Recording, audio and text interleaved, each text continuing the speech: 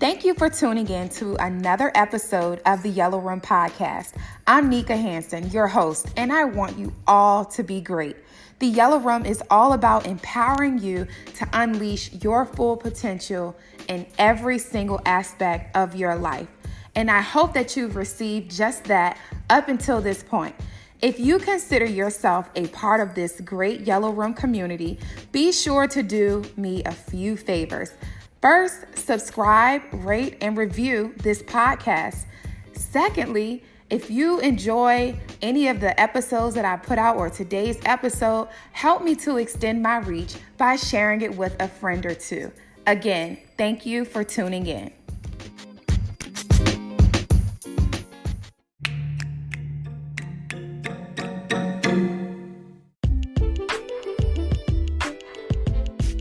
Hello, Yellow Room family. Welcome back to the final episode of the Money Moves series. I hope that you all have found all of the episodes thus far valuable and taken the insights and insights and takeaways and applied them to your own money management habits. Today, we will be talking about millennials. I'm a millennial. Our special guest is a millennial, and I know that most of my audience are millennials, but we'll be talking about millennials and how we handle money. So often I hear people say, I'm not taking my finances seriously just yet. My 20s is for me to make mistakes. 30s I'll, clean up and catch up and start to really build. But I just want to challenge, that thought that you have time, because what you do now will affect how you live later on down the road.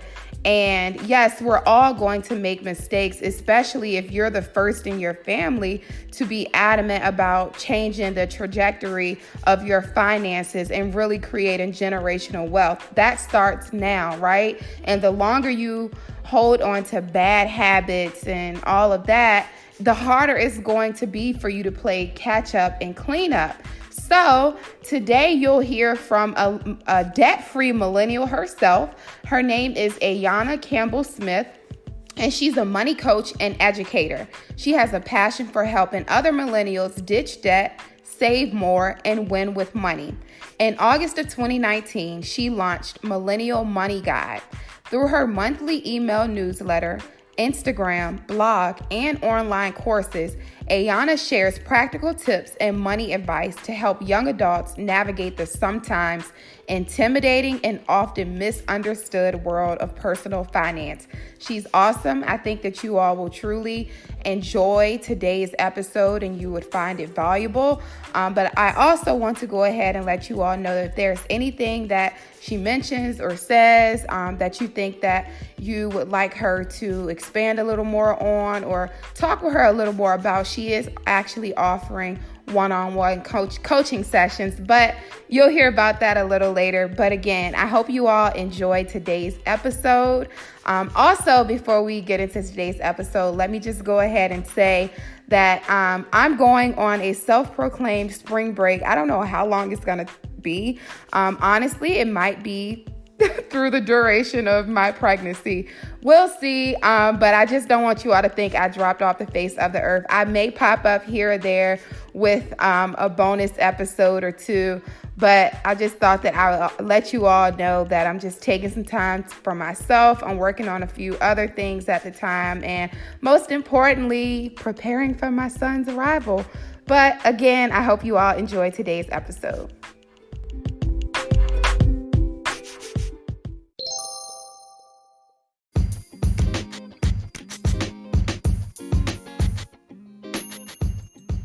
Hello, Yellow Room family. Welcome back to another episode of the Money Moves series. Today, we have a special guest. Her name is Ayana Campbell Smith.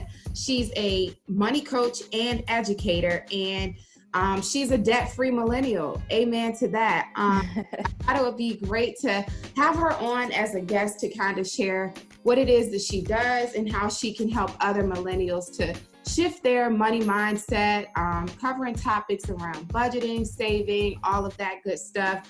I think that it's very important that we discuss today's episode because I think that a lot of millennials think that we live in this, like, I don't know what to call it, but we just think we're invincible in aspect of our life. We just think that we have so much more time to do whatever, to get our act together, specifically when it comes to our finances. I hear so many people that say, you know, oh, I'm not going to invest. I'm not going to save. I'm only in my 20s. I'll do that in my 30s. But no, you don't want to spend your latter years playing catch up and cleaning up all of the financial messes that you created. So I hope that today's episode will encourage you and motivate you to get your act together in the area of your finances. So Ayana, if you could introduce yourself, tell the Yellow Room family a little more about who you are, what you do, and why you do it. Definitely. Oh, so thank you so much for that wonderful introduction, Nika. Like you said, I am a debt-free millennial money coach and educator. I am the founder of Millennial Money Guide. And so basically what I do is that I share practical tips and money advice to help millennials, particularly millennial women, ditch debt, save more, and win with their money. So I do that through my monthly email newsletter, through my Instagram account, through my recently launched blog, and I even have a free mini course that I put together all about paying yourself first and saving money, which I know we're probably going to get into a little bit later. So yeah, I'm just doing everything that I can to help as many millennials as I possibly can better understand and manage their money. And like you said, I do think this is such an important topic. And if you can learn about money earlier in life, then it's just going to benefit you so much more as you get older. So kind of hitting that sweet spot with millennials, because I am in that group. That's sort of what I'm really passionate about. So yeah, I'm having a lot of fun doing this, and I'm super excited to be here today. Well, thank you so much again for being a part. Now, you're a debt-free millennial. How has it been for you? Like, was there, how long did it take? So I was actually really blessed in the fact that I was able to graduate college without any debt, and it was because my parents actually sort of instilled these really important money lessons and values in me, because they became debt-free early in my life by following the teachings of Dave Ramsey and people like that. So they passed that knowledge down to me. And so since I'm in this position where I feel so blessed to be debt-free and things like that, I feel like it's almost like a moral obligation for me to also share this knowledge with fellow millennials, because I know there are so many that are not in the same position. So as far as like student loan debt, I never had to deal with that. I have had debt in the form of like car loans and things like that. But since I have this knowledge, it's always been something that I am sort of debt averse. So if I do have debt, it's something that I want to pay off as quick as possible. I love that you're debt averse. Yeah. Yes, that is a blessing to not have, student loan debt. For me, I didn't have any student loan debt for undergrad either. So that was a blessing, and yeah, definitely. I take it for granted because I have so many like coworkers and friends who, they go to school for 4 years and they graduate with six-figure income, and it's sad that they probably can't even go out and get a job that pays them half of their debt, half of what they owe. Yeah. So it just seems like a dark hole that they can't seem to climb out of. Definitely. That kind of segues into what I want to talk about first, as far as budgeting. So the whole concept of budgeting, I think that a lot of people, they don't understand it. Like I hear there are so many different like viewpoints on what budgeting is, how you should do it. But I just want to start from the basics. What is a budget, and what are some of the things that you think, like some of the common pitfalls for millennials when it comes to budgeting? Yeah, definitely. So the way that I define budget is a plan for how your money will be spent during a given period of time. And so one of the things that's really popular that I've seen in the personal finance community online and on forums and things like that is, instead of calling it a budget, a lot of people are moving towards calling it a spending plan, because that takes away some of the stigma, some of those negative connotations that have sort of been attached to the word budget. So if you think about it that way, it's simply just you taking control of your money and being empowered to tell your money where to go, instead of wondering at the end of the month where your money has gone, and not having anything to show for it. So I think that is, like I said, one of the most common pitfalls is just people thinking that a budget has to be something that's restrictive, or that it's like oh no, you can't have Starbucks if you're on a budget. You can't go to Target if you're on a budget. Right. I think one of the things that I really like to promote in the work that I do is really being clear about where your priorities lie when it comes to spending, what your values are, and using your money as a tool to sort of drive those things forward. So if you're someone who's passionate about new experiences, dining out, having good food with family and friends, and I think that's something that you should build into your budget. It's not something where you have to like follow these rules and these conventions that people set that says you can't have avocado toast, you can't get that $7 coffee. Like if that's something that you're passionate about, build that into your budget, but then know that it's all about balance, and that money that you spend in one area that's important to you means that it's not going to be able to spend in another area.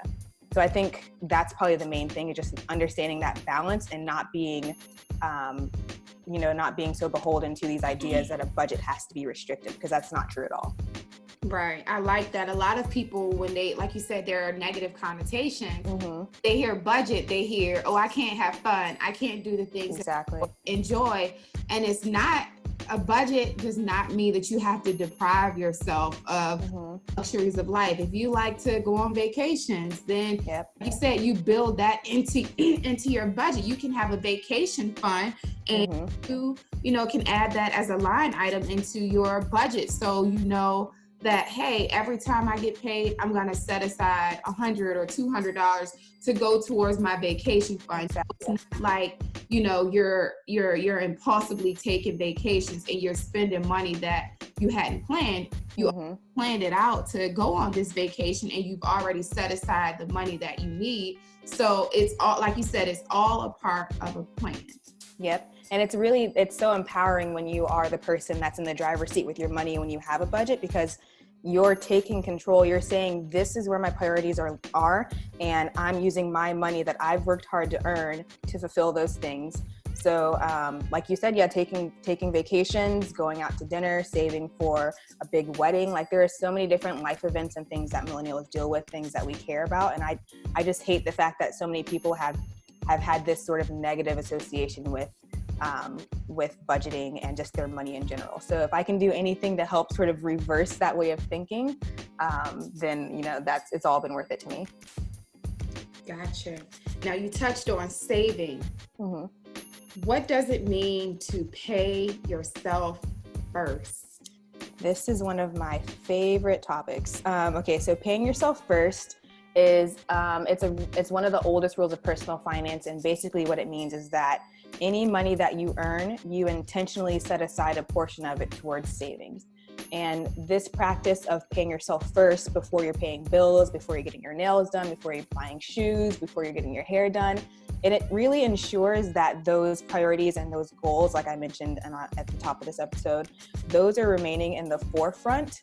And that the temptation that many of us might feel to delay saving is completely held at bay, because like I said, you're prioritizing saving that money up front and then sort of living off for the rest of it. I mentioned at the top of the episode too that I put together a course, and that was the topic of the course. It was called the Pay Yourself First Challenge. And what I really wanted to drive home was sort of building healthy habits to help you save more money and sort of build these foundational blocks of like budgeting and reprioritizing your spending habits and setting up your accounts and automating your savings, so that you can sort of make this practice of paying yourself first a habit, so that saving becomes something that you look forward to doing as opposed to a chore.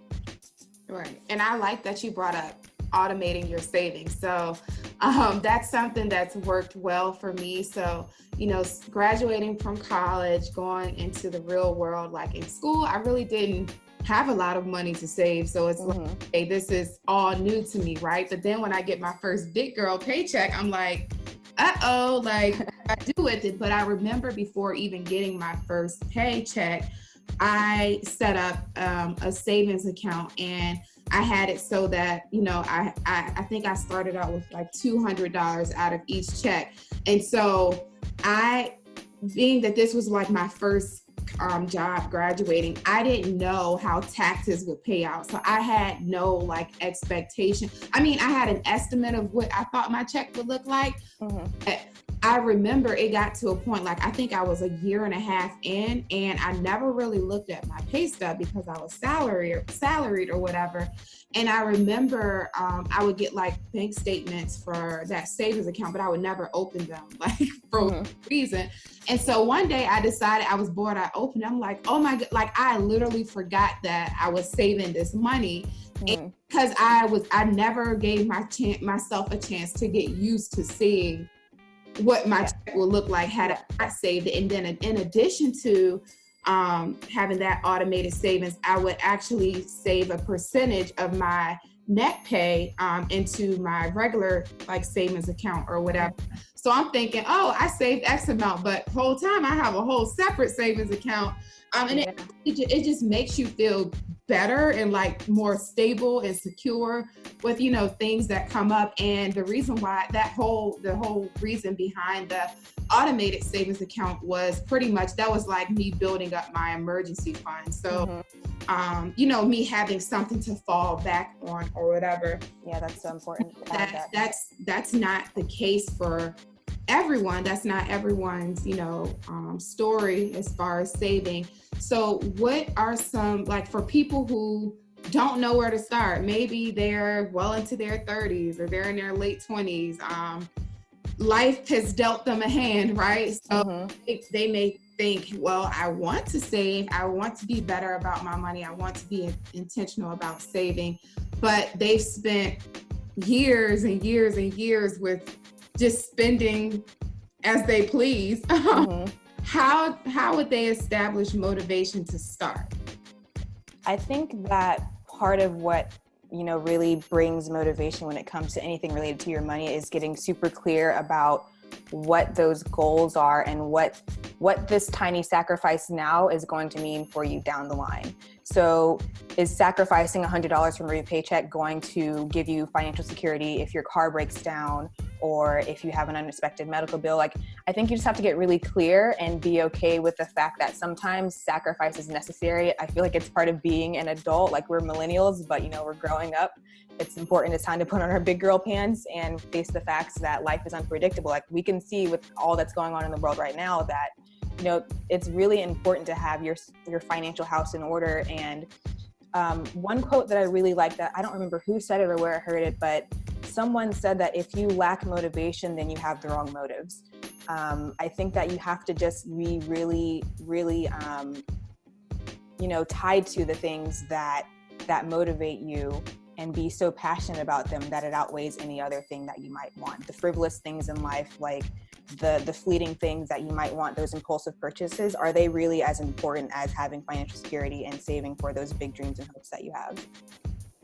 And I like that you brought up the whole like crisis that we're going through now with coronavirus, because I'm seeing so many posts about, you know, people getting laid off and, you know, feed their children. They can't afford to, you know, do all of these other things. They can't afford to continue their life essentially. And it just breaks my heart because, me too. You know, some people, this is, you know, they live paycheck to paycheck. You hear people say it all the time that, oh, you know, stats show that X amount of percentage of, you know, our country lives paycheck to paycheck. And like a statement that just blows over your head until now, like when a crisis comes and it's like, how are these people going to survive? Because like they have nothing else to fall back on for whatever reason. Maybe it could be, you know, a matter of their like how much they're getting paid. Maybe they feel like they can't save money. They don't have the financial margin to do so. So, I mean, it's very heartbreaking. If you can, I would say definitely if you have the ability to set aside money, definitely, you know, set yourself up so that you can be in a position to, you know, continue to do everyday things and even help other people who can't. Yeah, I think it's so like this whole situation, it's as bad as it is or as sad as it is to say, I feel like it's been an awakening for a lot of people because like you said, you don't really take to heart those statistics and things like that until it's knocking on your front door and you're the one that's now part of the statistics. So yeah, it's definitely sad to see what's going on, but I do think that at the end of the day, it's going to be a good thing for a lot of people and helping them see just the importance of, like I said, having your financial house in order. Right. Now I know there are different like viewpoints. So you mentioned Dave Ramsey. I'm a Dave Ramsey fan myself. I listen to him just about daily. Oh, wow. I know that there are some things that I may not necessarily agree on with him. Not that I don't agree with him. I just think that it could be different situations for different people, right? So everyone's, I agree. Yeah, everyone's situation isn't cookie cutter. It's not the same. So as far as saving while paying off debt, I know that, with Dave Ramsey, like one of his first steps is to save $1,000 and then, start paying off debt. And then once you're out of debt, you can build up your, 3 to 6 months emergency fund. What's your viewpoint on saving while paying off debt? Yeah, I would say that I'm a Dave Ramsey follower too, but I do have some areas of his teachings that I kind of diverge on with him. So when it comes to saving and paying down debt, I personally don't think that $1,000 starter emergency fund is enough for many people.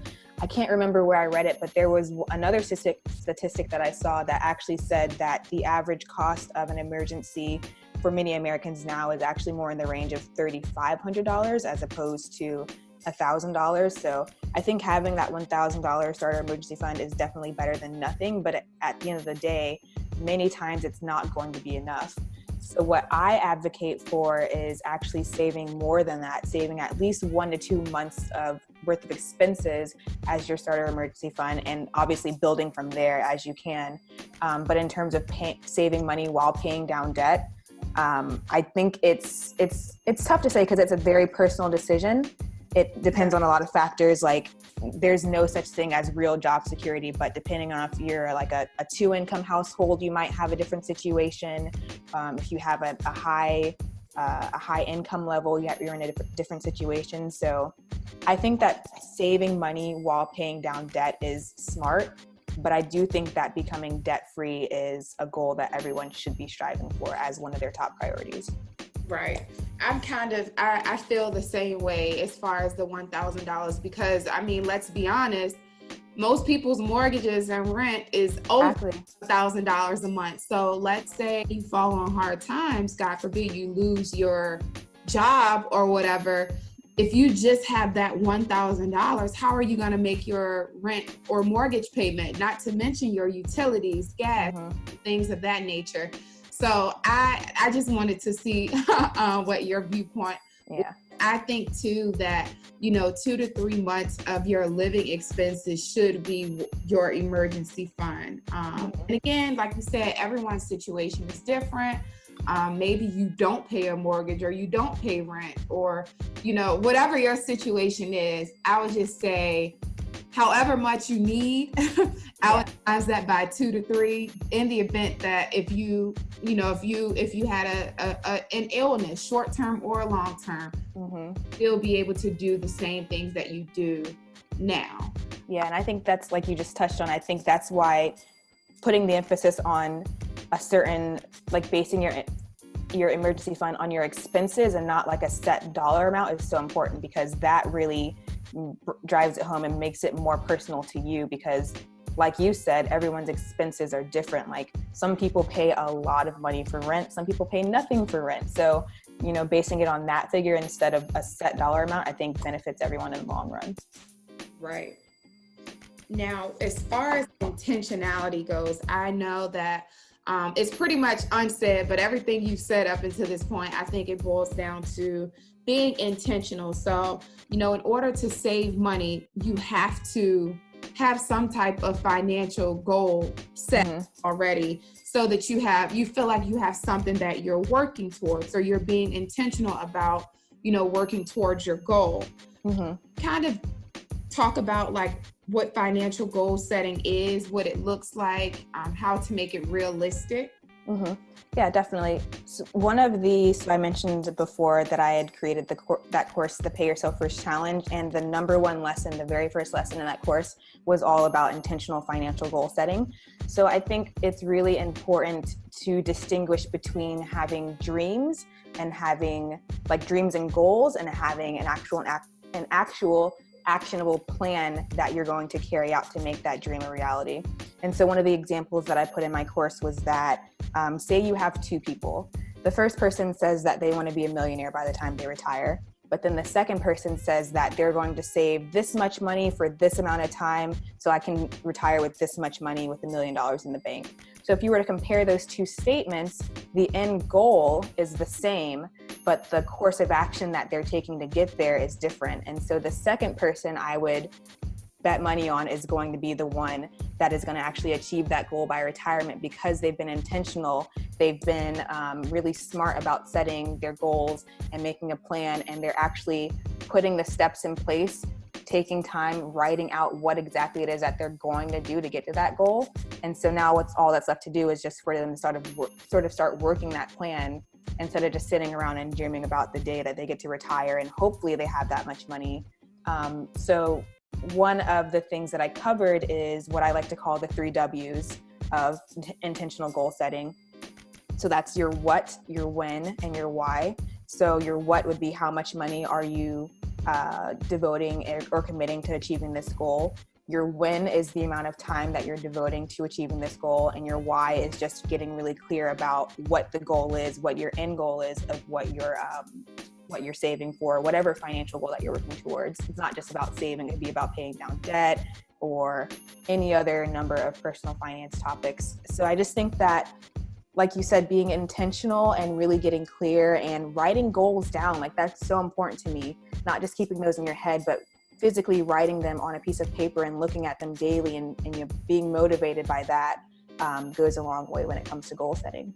Right. And I think one of so at the beginning of at the end of last year, I wrote out my savings goal for this year, and I pretty much went through, I have this financial planner, and I pretty much have it dated when I get paid, all of my paydays for this year, and how much or what percentage I want to save from that particular paycheck based on other things that I know I have going on.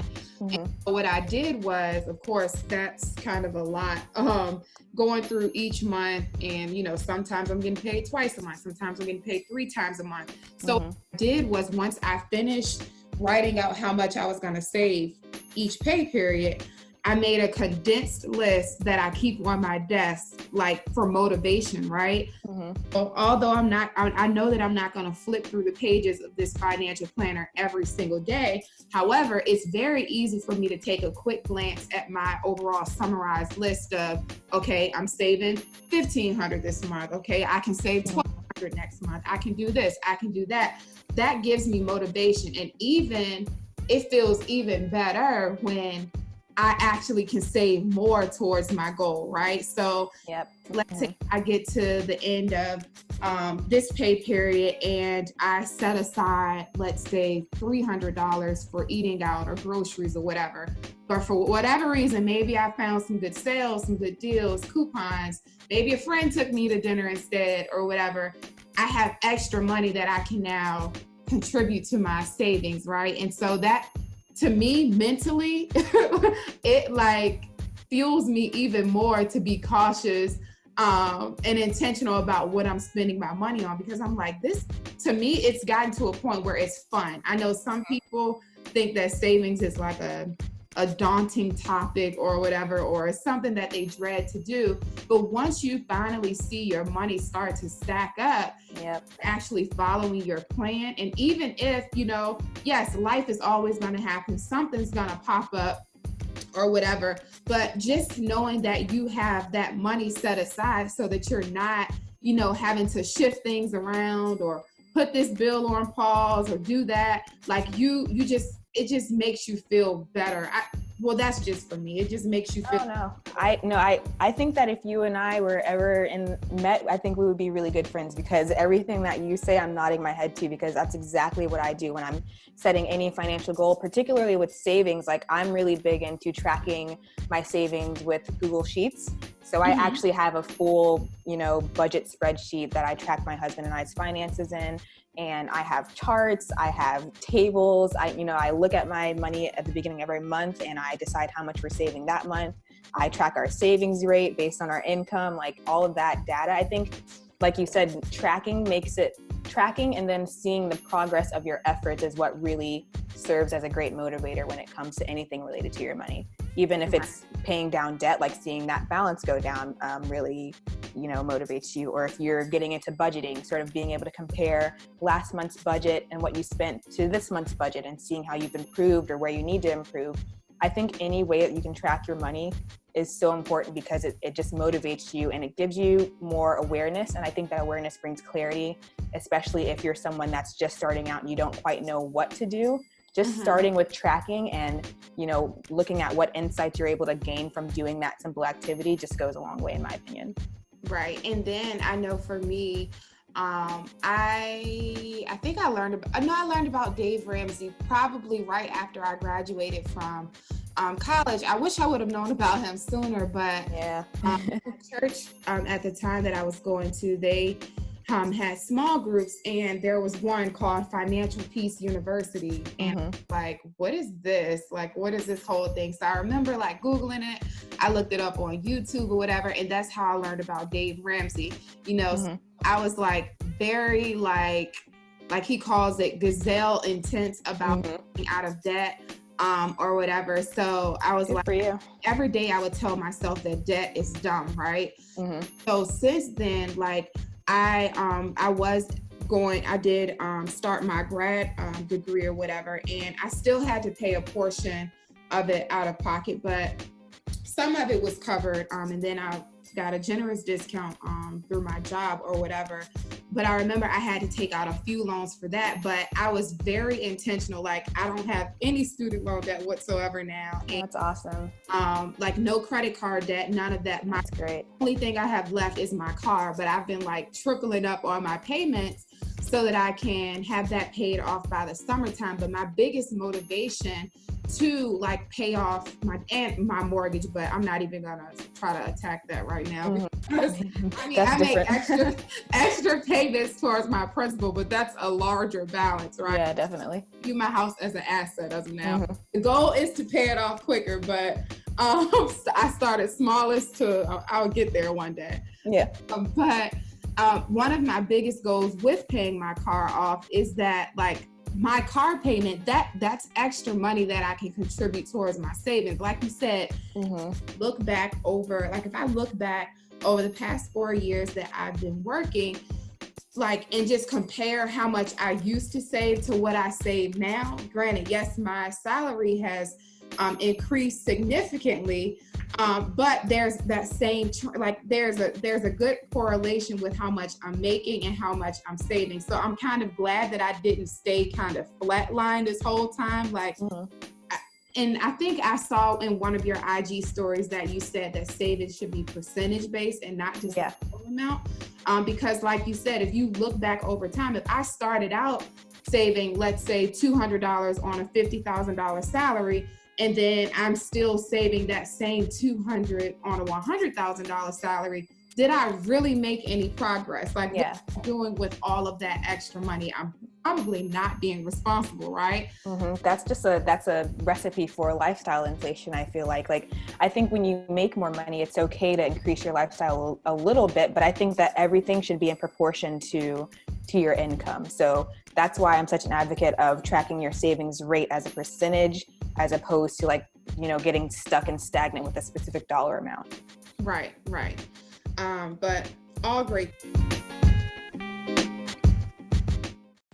I'll be right back after this message.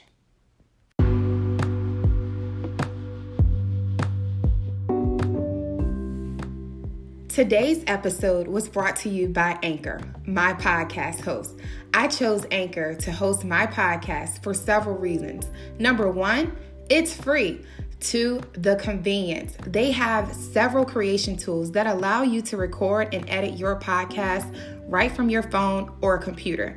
They even distribute your podcast for you so it can be heard on many different platforms such as Spotify and Apple Podcasts. You can make money from podcasting. Yes, you can make money with no minimum listenership. If you're interested in starting a podcast today, everything you need to know, you can learn at anchor.fm to get started. Thank you.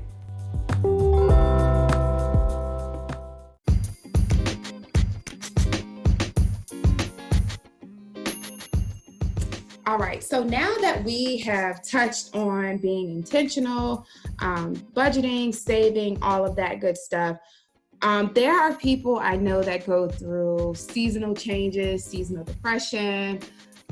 Life gets hard sometimes, and a lot of times I know that we all cope with things differently, but more often than not, it involves spending money, right? So there are triggers for people spending impulsively. Someone may have a very stressful job. They may book a vacation impulsively that they had not set aside money for. Someone may be going through like seasonal depression, and to make themselves feel better, they may be stuck and tied down to the house, or even in this coronavirus crisis we're going through, people being told that they have to stay in. That can encourage and evoke people to do more online shopping, right? To make themselves feel better or put themselves in a better mood or whatever. What are some tips for people to overcome triggers for impulsive spending? Yeah, I think there are a couple things that you could do. Number one is, going back to what I said before, is just really taking time to pause and ask yourself. I know it can be hard when you're in these moments when, you just really want that thing that you're going to buy, but taking some time to pause and ask yourself, is this purchase that I'm making aligned with my values and my priorities that I've set for myself? And if I haven't already set those for myself, I think that is a perfect opportunity to sort of sit down and ask yourself, what are the things that are important to me, and how am I going to be using my money as a tool to sort of boost those things in my life? So that's one way. I think that when it comes to impulsive shopping, a lot of times that also happens when we have previously deprived ourselves of something before. So sort of like that idea of, I'm on a budget now, so I can't have Starbucks, or I'm on a budget, so I can't go to the mall. I think that when you're in that state of mind, it's almost like someone that has sort of like an addiction where you're depriving yourself, and then you can only go so far, and then you sort of end up binging or sort of going into like these really intense spending sprees. So I think that to combat that, one tool that really helps me is actually having a separate savings account, or like a pot of money specifically devoted to impulsive sort of purchases. And I call it my treat yourself fund. I don't know if you watch Parks and Rec, but that's sort of the idea there. So intentionally setting aside money each month, even though you don't know exactly what you're going to be spending it on, but knowing that that fund is there when you do have those urges to sort of shop impulsively, can take away those urges, or at least makes it a little bit more responsible financially when you're doing those things. And then I would think the third thing also that would help with impulsive spending is just building in to your budget little luxuries, what I like to call them, sort of low cost things that sort of scratch that same itch that impulsive shopping may cause for you. So like, for example, one thing that I really like is I like getting my nails done, or like having nice nails, but instead of going to the nail salon every other week, now I have a whole set of press-on nails that I buy, and there are a bunch of different designs. So I'll actually take a Saturday, and have like a me day, and I'll spend time, I'll give myself a manicure, I'll put my press-on nails on. So that way I'm still getting those things that bring me joy, but I'm not spending all of my money on things like that. So those are a couple tips that I would say. Right. And it all boils down to your mindset, right? Like, it's your money mindset. How can one shift their mindset? And I'm tying this back to something that you said in the beginning of the episode, when you were talking about how your parents instilled your viewpoints and your values with money in you. And so you naturally had this different perspective of money that many of your peers don't even have yet, right? The people their age group don't even have, right? I think that while some people, whatever their financial situation is, maybe they just feel like they're too deep in, like it's hard for them to recover their messes, even if they wanted to, get on the right path. But I think that I want to say to them that it's never too late, right? And no amount of effort is too little. Everything is going to work for the greater good. But I think that with so many like negative things that are being said about millennials, we in many ways have pioneered and trailblazed a lot of changes, like in the workplace, in the environment, in the world just in general. And I think that we have the perfect opportunity, no matter how drastic your financial situation is, but I think that we have the perfect opportunity to not only shift the mindsets of ourselves, but for the generations to come. So, you know, most of us are thinking about starting families in the near future, or some of us, we already have started having families. So I think that it's a very pivotal time for us to really be thinking about what our money mindset is, so that we can, you know, instill that in our children, because that's very important. Many of us that, you know, many people who are in, you know, financial ruins, they're in a lot of debts, they have bad spending habits.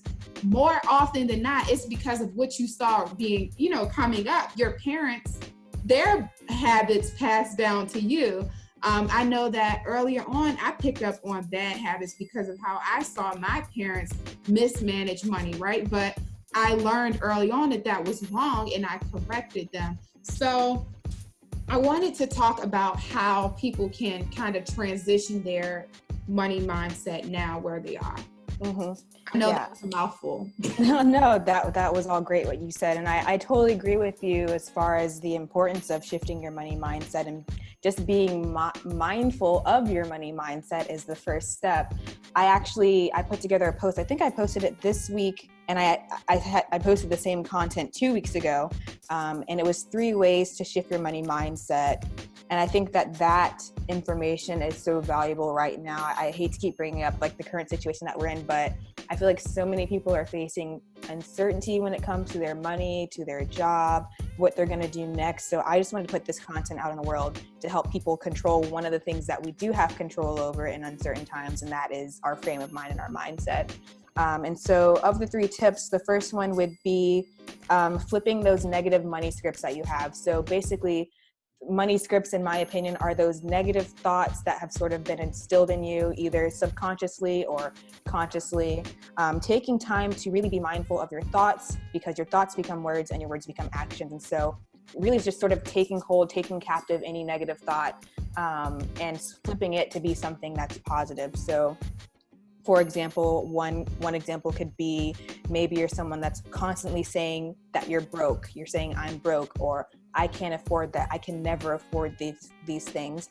Those thoughts and those words, I know it might sound a little crazy to some people, but this is something that I truly believe, that those things are so dangerous, because it just it starts perpetuating these things in your mind, and it plays out in your daily life. So instead of saying things like that, you really have to be mindful of when you're in a zone, when you're going to a negative place, and really flipping those things to be something positive. So one example that I put in my caption was that if you ever say I'm broke or I can't afford that, instead of saying that negative thing, flip it to be something else, where it's like, it's not a priority for me right now. Not that you can't afford it, but it's just not something that is a priority for me right now.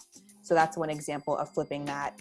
The second thing I think that's really important when it comes to your mindset and your money is really getting into the habit of practicing gratitude daily. So we all have different situations and circumstances, but all of us can find something to be grateful for. And I think that when you focus on the things that you're grateful for, it really puts things into perspective. So you may not be where you want to be financially, but you can be grateful for your health, for your family, for a roof over your head, for food in the pantry, things like that. So practicing gratitude is so important. And then also this third one kind of ties into number 2, but it's just highlighting the positive in every situation too. So you might face a financial setback, you might be in debt, you might, lose your job, but what are the things that you can focus on in this present moment that are positive that can really be used to boost your mood? Got it. All great stuff. Now, how do you help people? How can you assist others with shifting their mindset? What are some of the services that you offer?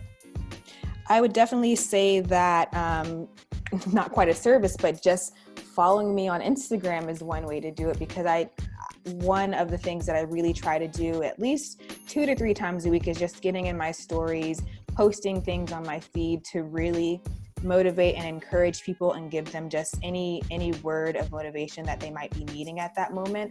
I don't want to always be someone that's just like drilling education into your head. I think education is an important part of getting on the right track with your money, but at the same time, like we've both touched on, your mindset plays such a major role. And if that isn't in a place where it needs to be in a good position, then all the other work that you're doing it's not going to be for nothing, but you're just not going to really fully get the benefit of doing anything positive and shifting your money, making better money decisions if you're still being held back by a negative mindset. So following me on Instagram is one way.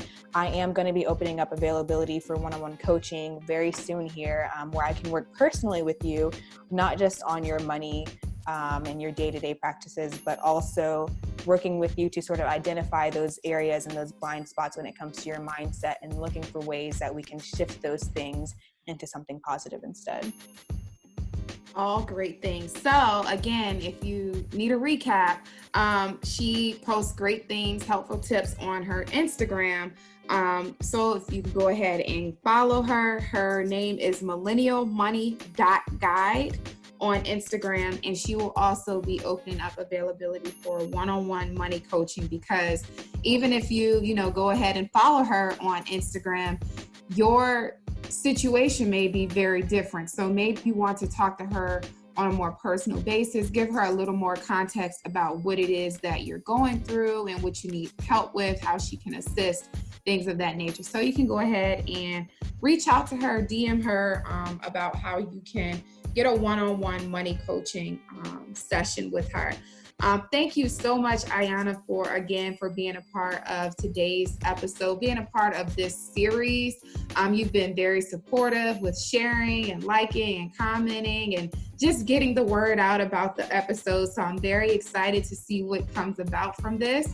I pray blessings and favor over you, your husband, your new business venture, as far as like one-on-one coaching and anything else that is coming your way. But thank you so much for all that you do for others and just motivating and encouraging millennials like yourself to be better with their finances. Thank you so much for having me. I've had a great time talking to you. You're welcome. I'll be right back after this message.